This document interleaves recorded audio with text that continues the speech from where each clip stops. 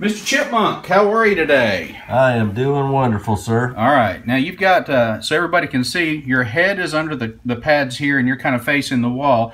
And we're going to keep your identity private. But you've had this thing on your, this is really right at the top of the chest and into the neck area here. You've got this little bump here. How long has it been there?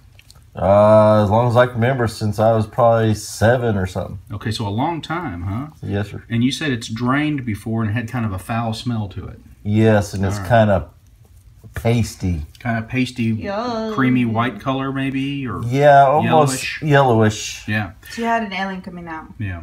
Yeah, oh kind yeah. Like an alien.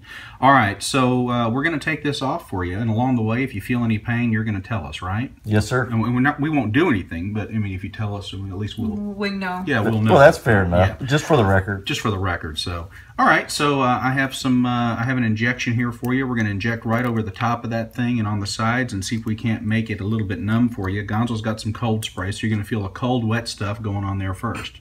Are you ready, Chipmunk? Yes, sir. Fire away.